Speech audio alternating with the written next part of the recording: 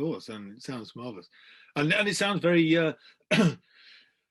English again. I mean, the two things that, well, one thing that struck me about what you just said and what you were saying in the earlier bit about the trust was the role of friendship seems a very English thing.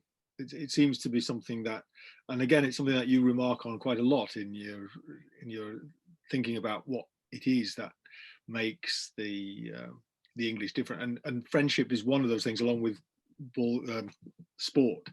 That seems to be a very interesting and important part of what it is to be English.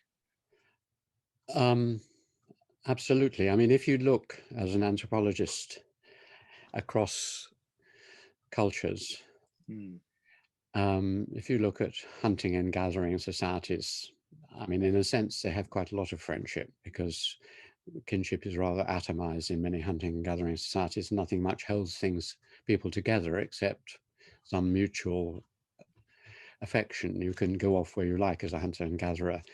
So, you don't have to be with people, and therefore who you gamble with and who you spend time gossiping with and so on. So a sort of friendship is quite strong, I think, in those societies.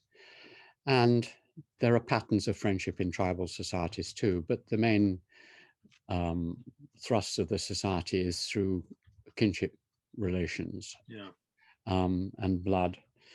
When you move on to peasant societies, you usually get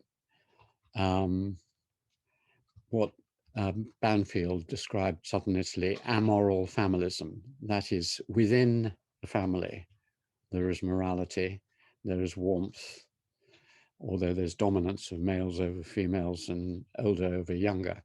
But the peasant family, whether in India or South Italy or China, is one where within the family group, you may like some people and you may not like others.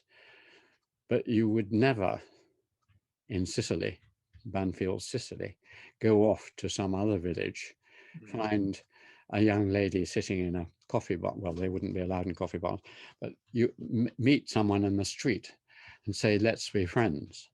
You'd be dead. Yeah. You don't trust them. They don't trust you. Your family wouldn't trust them.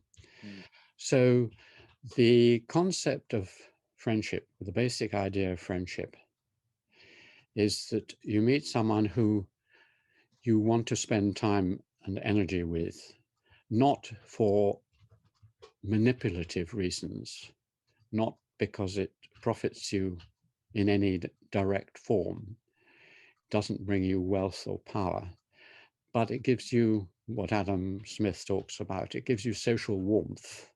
Is one of the two features in his theory of moral sentiments is social warmth, that you feel you look at them and they reflect you and you reflect them, and so you feel easy with them, you laugh at the same jokes, you like to hang out with them, but your buddies in Australian terminology or whatever.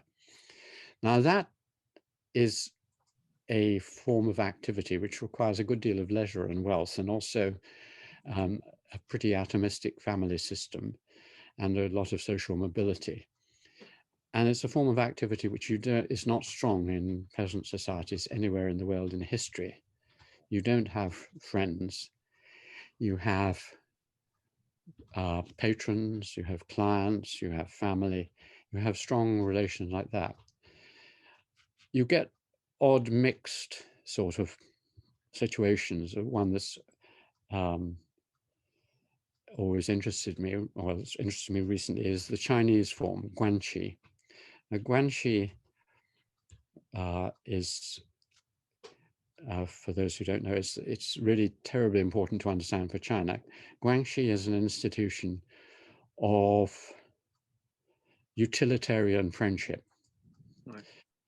That is to say, because China is so huge and because it was a peasant society, and you couldn't trust people outside the peasant village, and yet you needed to trust them. If you were a trader, for example, from southern to northern China, or you were wanting to do anything outside the village, you needed people you could trust.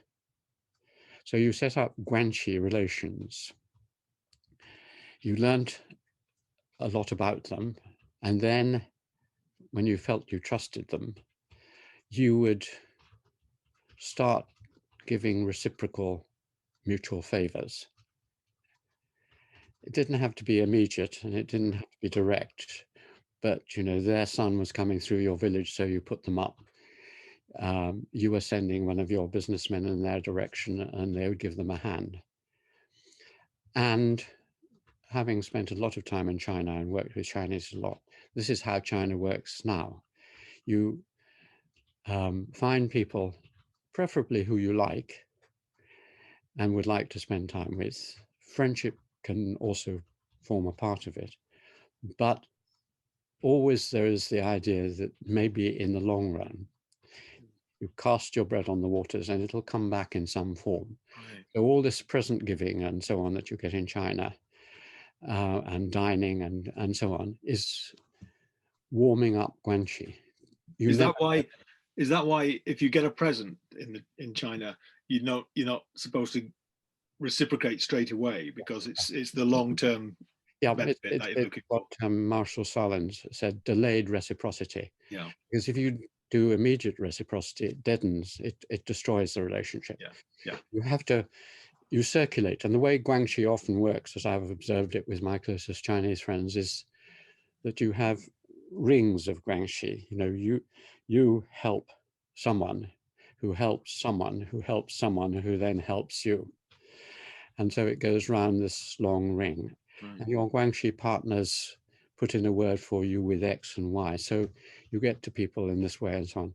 So it's a very complex web of this kind. Now, there it's more important than friendship, but it's overlaps with it. In England, the whole point, half the point of my education was learning about friendship. The moment you went to my boarding schools, my first boarding school, the age of 8, what was I being taught? Well, I was obviously being taught a bit of Latin and a bit of this and that. Above all, I was being taught about the art of friendship, who to trust, who to work with, who to like, who to dislike, who to hold off. And these friends gradually became more important than anyone else in my life. They might be temporary, because when you moved on to the next school, you'd lost most of them. But gradually, later on, they became longer term and you remain friends. And they became the people they weren't the people who got you jobs or did anything directly, but they were the people you wrote to and you unburdened yourself with and so on. And what you were trying to do in marriage was what the English actually termed it, married friendship. In other words, to mix the obviously bodily, sexual, spiritual, and all the rest of it with the idea of friendship. So you were choosing a best friend as much as, a parent for your children, and someone who you could be friends with. And that is sometimes called companionate marriage, is again extraordinary. Although, there is no sort of binaries. Watching marriages in Nepal, for example, my closest relations with my adopted sister in Nepal, Dilmaya, and she and her husband and many other couples in the Nepalese village, they'd had an arranged marriage, more or less, and many were arranged, but they became friends as well. They were deeply involved with each other, and when one of them died, it was the loss of the nearest person to you. So often in arranged marriages, it turns into a friendship. But in England, it's really some ways the other way around. The friendship forms, as it did with Sarah, and then you marry. And then later on, it's the friendship that sustains it forever.